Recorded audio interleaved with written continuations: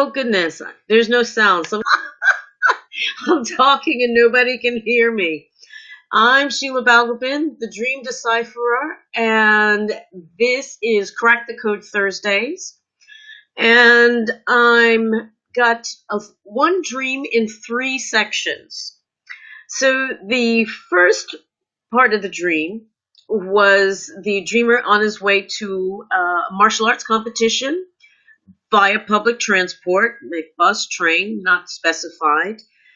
Thought he was on his way. Thank you. I'm glad you've got sound now. I forgot to turn the sound on. But anyway, the dreamer was on his way to this competition on public transport of some form or other.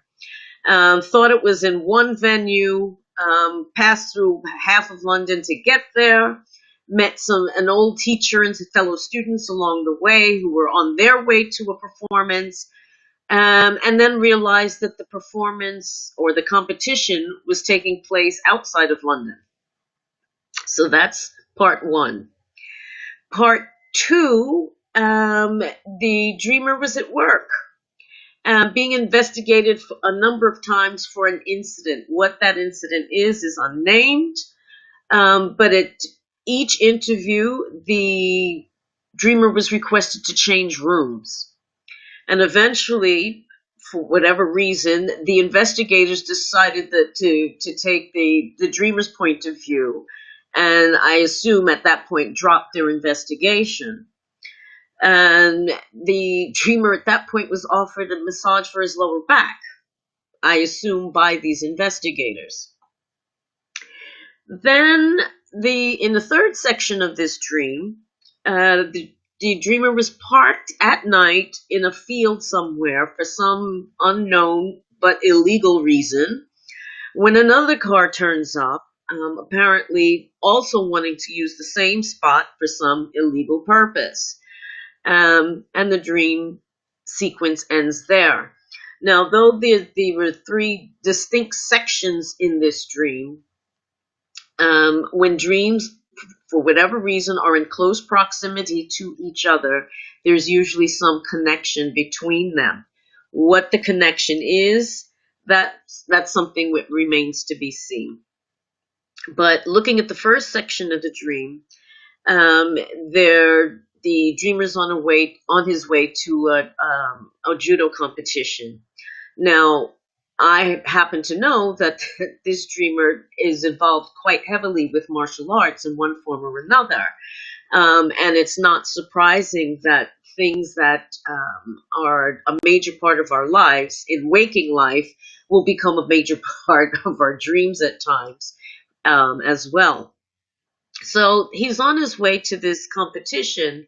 And the thought that came to me about this was that perhaps is life in some way seen as a bit of a battle or a struggle. The phrase that came to me was the battle of life. And I just wonder if there's something there with that. Now, public transport wasn't specified what kind of public transport. Was it a bus? Was it a train? Was it a tram? Whatever it was. But it was some form of public transport, and there's an implication that comes with modes of transport, whether we're moving on foot or moving by car or moving by plane. It can indicate speed as in terms of how quickly we're getting there, and represents in a sense our movement through life, our life as in terms of movement, sometimes more quickly, sometimes more slowly. But public transport or movement en masse, so mass transit, is something that's common, something that's shared. It's not something that is particular and is not necessarily under the person's own powered by the person. So there's no sense of self-agency. You're at the whim of the bus driver, so to speak. Now, along this journey, the dreamer saw a former teacher and students And then along during this journey, also realized that he was going to the wrong place. That the destination of this competition was not where he thought it was, but someplace completely different.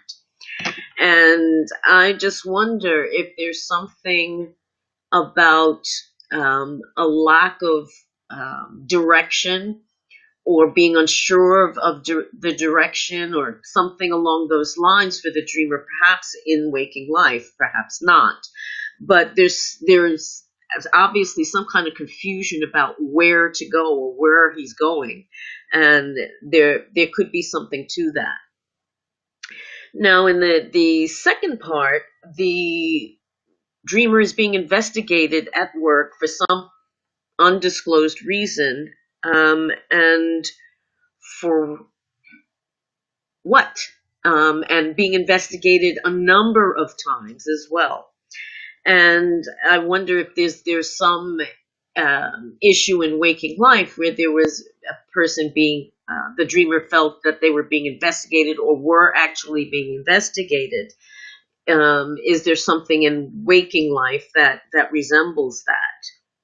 But in the end, the investigators just came around to the point of view of the dreamer, whatever that point of view was, and even offered a massage for his lower back, which I thought was quite interesting. What the expression that just popped into my head now is about something about like massaging the numbers or massaging the figures or something like that, something to kind of smooth over the rough edges, so to speak, or to kind of play around with the figures.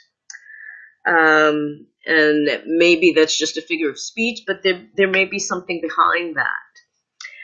Now, there was this constant changing of rooms during these investigations, and rooms, and particularly houses, can represent some aspect of our inner lives in some way, so that moving from room to room can perhaps represent changing states, whether that be changing emotional or mental states, or changing from one position to another if you're talking about actual outside life.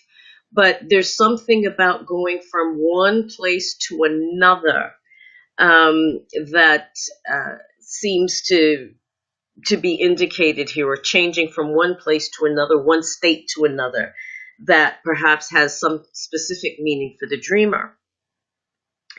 Now,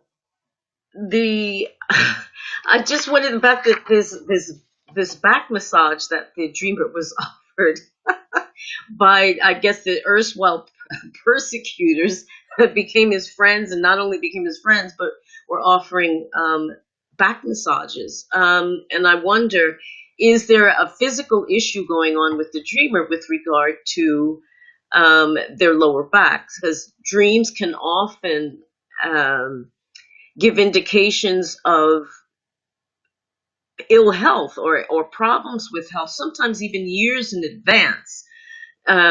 So I wonder if there may be a niggle or something that the dreamer is actually having in a physical sense that may have provoked this particular image. And now there was also, let's see, the dreamer in the third part, in a parked car for an illicit meeting. Now, again, we have a vehicle, but it's not in motion. We had a public vehicle, a bus.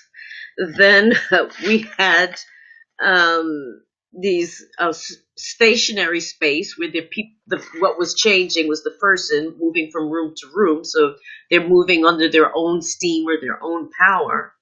Now you have the driver, rather the dreamer, in a parked car. So he's functioning under their own agency, i.e. able to drive the car himself, but stationary, not going anywhere. And there's something perhaps about being under his own power, being under his own steam, but not getting anywhere with it. at least temporarily.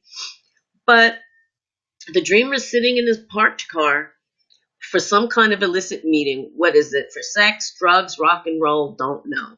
Doesn't say.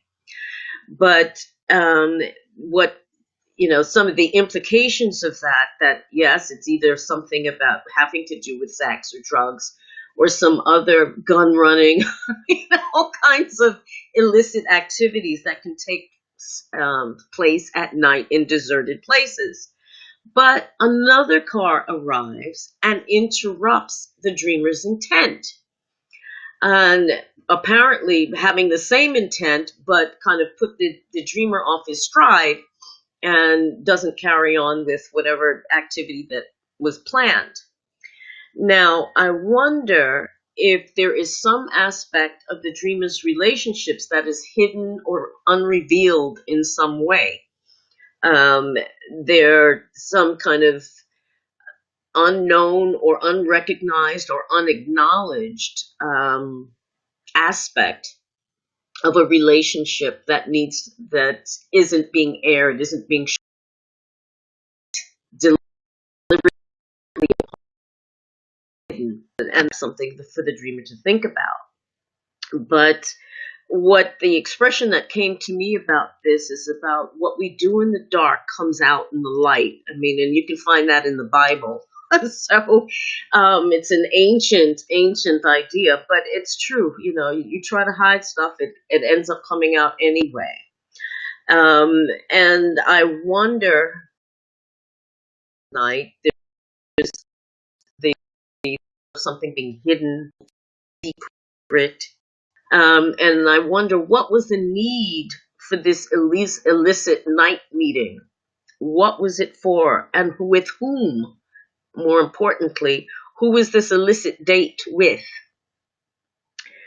Now, there's something about, in all of these dreams, about changing places, whether changing a physical place, changing places, movement, static behavior. So even while there's movement going on, there's no movement, which is an interesting contradiction. You've got the being on a bus, going someplace, but yet meeting old friends and old teachers, which is kind of in a static period of time, perhaps, a defined static period of time from the dreamer's life. Then finding that he was in the wrong place or going to the wrong place. So there's something about being displacement as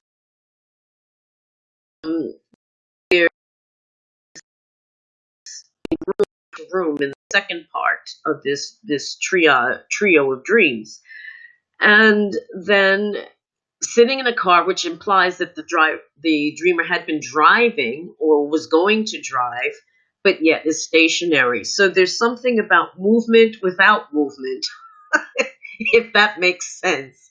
And perhaps there's something in that for the dreamer to look at, that perhaps at one level things may be moving, but there's an expression in French that says it, plus ça change, plus c'est la même chose.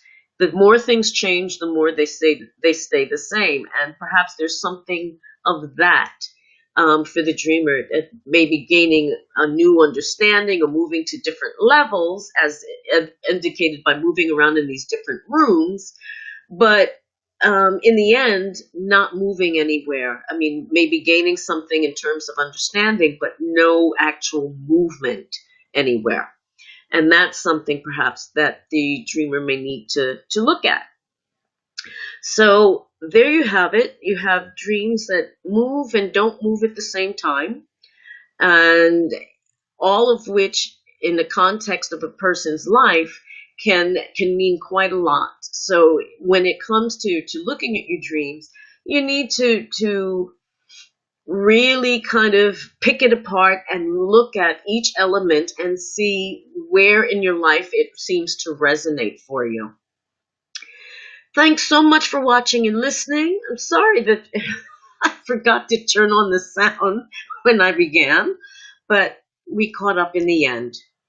Have a great evening and rest of the week. Thanks so much for watching and listening, and I'll see you again soon. Take care. Bye-bye.